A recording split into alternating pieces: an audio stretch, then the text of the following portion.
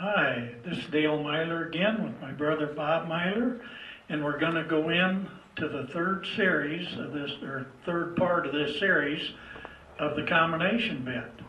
And it'll be the introduction of the combination bit and how the points of pressure relate to the halter work that he's done or to like a side pull. So this is our preference rather than any other bit from going to the halter. Bob? Yeah, okay. Like I said, we're going to start introducing this, and basically it's going to be the same thing as the halter. But as we do it, what we want to do is kind of break it down and let you see what's happening. Now the difference between this and the halter is what makes this all work is how this bit will rotate. When this rotates, this shortens up, the curve shortens up, the pole pressure shortens up, and the mouthpiece slides just like on a ring snaffle. So the difference where we introduce the pole, the nose, and the strap on the halter individually, basically in the halter, all these are going to work together at the same time. So it's going to have the feeling of like some of those bitless bridles and things that kind of close down and then release back off. The horse responds, we release back off. So what we're going to do to get the most minimal amount of that to start with, because this ring, it's not going to start rotating immediately. It's going to slide that ring. And once it gets to here, that's when it's going to rotate. It's only going to rotate a slight bit. So you cannot get an extreme amount of nose, pole, or curve on him, or even mouth pressure.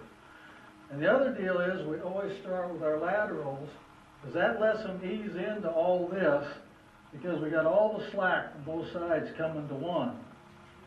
Another feature, Lynn, can you bring in on this? Another feature our combination will have, and a lot of our bits have, is what we call our patented bushing system. So when I do pull out to get his nose coming, this shank's going to rotate out 45 degrees without turning that headstall into his face. Okay? He's also going to get the warning of that mouthpiece sliding along that ring that doesn't totally activate till it hits that stop. So what he's going to feel this time when I ask him for a lateral, he's going to feel his nose pressure here. He's going to feel real slight pole pressure and pressure right here off the curb strap, and a little bit of pull on his lip there and the outer bar. So let me bring him around again. So it's the same deal. I'm going to act just like I'm in the saddle. I'm going to come up here, slide my hand down. I'm going to get his nose coming. You see how that shank went out? I'm going to bring a hand around, up in front of the wither.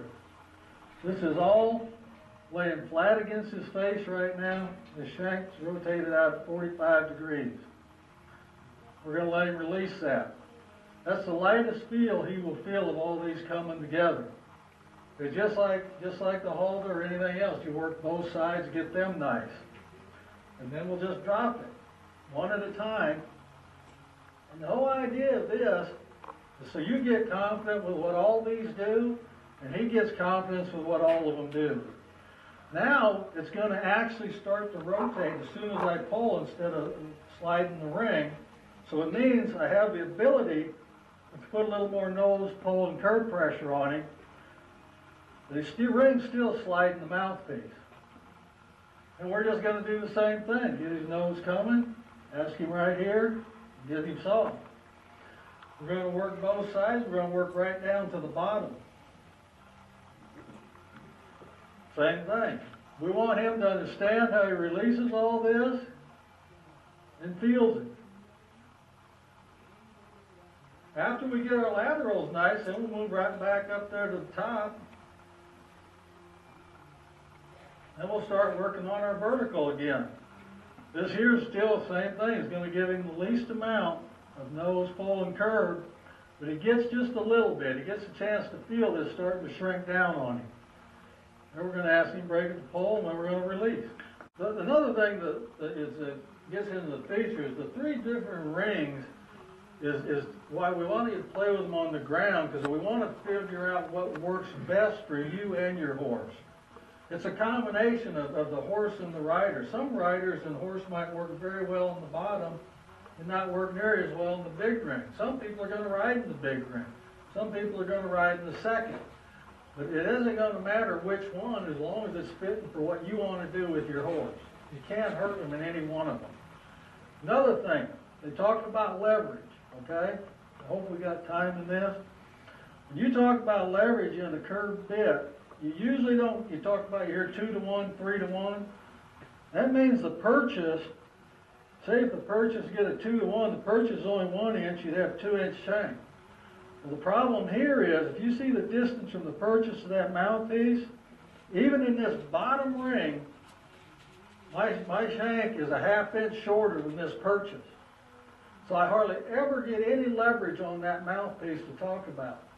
But if you look at the distance from here to the nose band and from the purchase to the nose band, you do get leverage on your nose band. So, that's just something I want to point out too. Okay, so I hope that you'll come back with us on our last segment of this series, which will be the versatility of the combination bit. Thank you.